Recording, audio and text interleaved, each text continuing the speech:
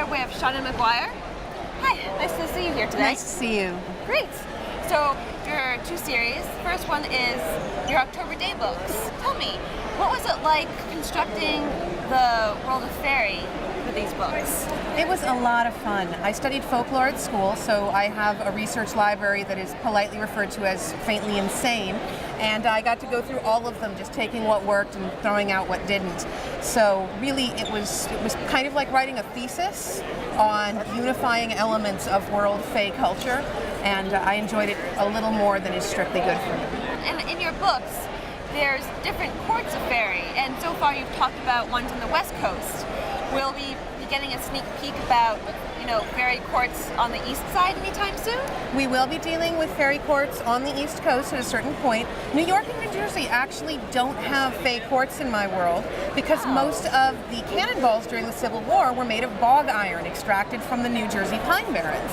There is so much iron in the soil here that my fae couldn't live, which was a great fact to find out. But actually the primary fae court in North America is located in Toronto. So I do have the book with the working title of Toby Goes to Canada. And that's going to be a big mess and deal with a lot of the East Coast fae. So if you happen to be whisked into the Summerlands, what do you think you'd do? Immediately start looking for a way out of the Summerlands, because if I was in them, that would imply that that world existed, and I'm reasonably sure most of the characters I've written about would like to dismantle me, joint by joint. I mean, the Lushak alone, I would suffer for an eternity before she finally let me die. Moving on to your next series, you also write the Newsflesh trilogy with the first two books, Feed and Deadline, but you write them under the name Mira Grant. Yes. Is there a reason why? Do you remember when Disney opened Touchstone? There was this whole thing where Disney wanted to branch out into doing a different kind of movie. They wanted to do more adult movies, and most people weren't willing to accept those coming from Disney. I write urban fantasy as myself. It is mature work, it's adult work, but it's a very specific kind of work. It's got magic and it's got fantastic elements. And I didn't want people who were fans of my urban fantasy to think that the Newsflesh books would be the same sort of thing. They're a lot more serious, they're a lot darker. I love them. I think they're some of the best things I've written, but they're not Disney books, they're Touchstone books. So they needed to be under their own label to just set up that expectation that you were getting something else. In college, we studied folklore and venomous snakes. Yep, herpetology. Which is more vicious? The folklore. The snakes will just bite you, and if you don't go where the snakes are, you're fine. But if you actually look at world folklore, a lot of the time, it would come to you. And it really didn't care if you followed the rules. It would find a way in. What's your favorite fairy tale, and what's your favorite venomous snake? My favorite fairy tale is probably The Three Sisters, which is an early Snow White variant out of Norway that was all about Snow White, Rose Red, and Lily Fair, who is mostly dropped out of the mythology. She's one of my favorite fairy tale girls, and no one's ever heard of her. She was going to be my thesis topic at Berkeley. And it's your pretty standard three sisters live at the edge of a deep, dark wood, and then there's quests, and there are variant endings depending on which of the versions you picked up. But it's a beautiful story. It makes me really happy. My favorite venomous snake right now is the taipan, which is this beautiful brown snake. They live in Australia. They're everywhere in Australia. And I went to the Australia Worldcon just recently and got to actually milk a taipan, thanks to my old herpetology professor pulling some strings. The Australian professors were very surprised. They'd apparently never had a crazy American just come in and say, "Hi, I want to milk your taipan." What do you think is more frightening, a zombie apocalypse or getting Oberon angry? Getting Oberon angry. He could kick off the zombie apocalypse, and then we've got both. Also, the nice thing about a zombie apocalypse is that we will rather quickly either win or lose. You're either dead or you're not. Oberon, you're a tree for 800 years, and there are termites in you. Oh. So yeah. Really, go zombies. Awesome. 5. Woo. And thank you so much for speaking to me today. No, thank you for taking the time.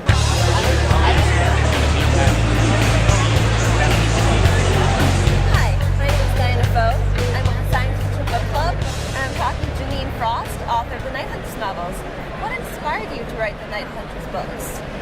I've always had really vivid lurid dreams, and ever since I was a little kid. And when I was pre-teens, I used to write them down and make little stories about them, but I'm a classic procrastinator.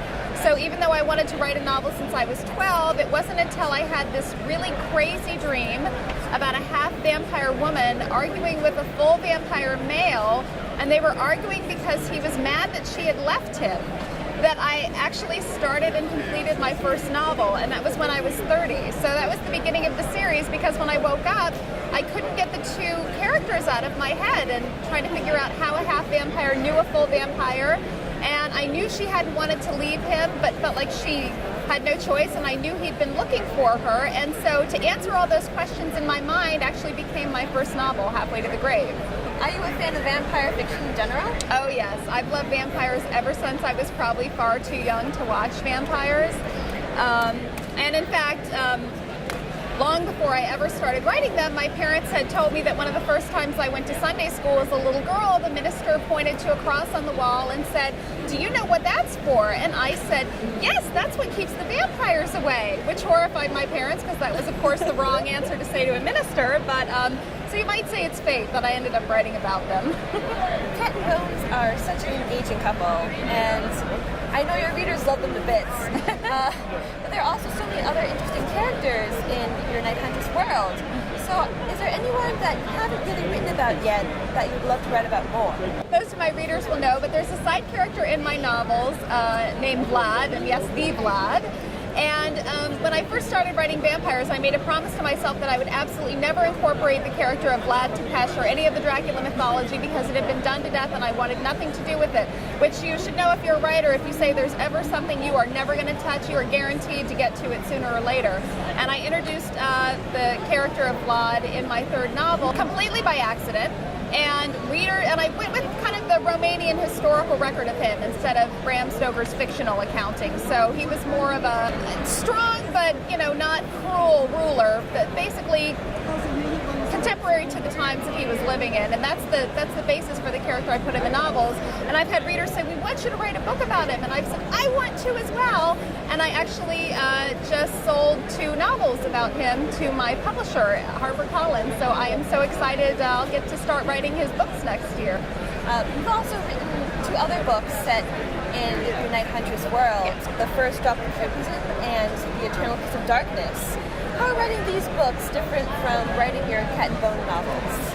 Well, they were great because I get very attached to my characters when I write about them, and of course I have my main series just with Cat and Bones, but also in writing the side characters of that story, in order to try and write side characters where they're not cardboard or the reader feels like they're just placeholders, you really want to get to know their backstory and all about them. And in learning that of the characters that became the protagonists in First Drop of Crimson, once I knew all their backstory, I wanted to write a book about them.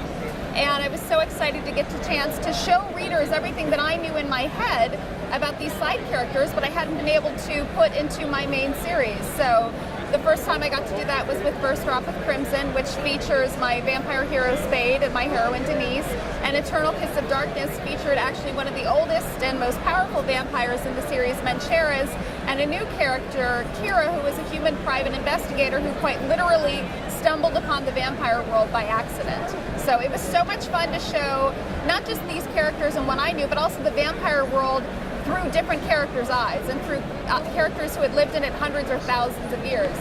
I'm sure you must get this question a lot, but why do you think vampires are so sexy? They're sexy for me because, well, first of all, the vampires I write about and the ones I most enjoy reading about aren't automatically monsters. They're very much like people in the fact that they have the choice to be good or bad. They don't have just a species imperative that dictates them to only be evil creatures. So I love the idea of having, your own free will to decide the person you're going to be. And when you combine that own free will with, usually vampires have enhanced strength, some of them have supernatural abilities like flying or mind reading or pyrokinesis or whatever. You have everything a person can do and everything a person could ever dream about doing. So I also heard that you have a fondness for graveyards.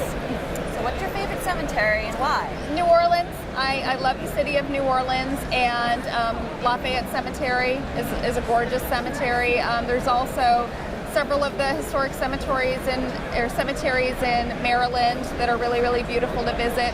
And like I said, to me, they're museums and parks rolled into one while being outdoors. So I really enjoy them. I couldn't pick one favorite.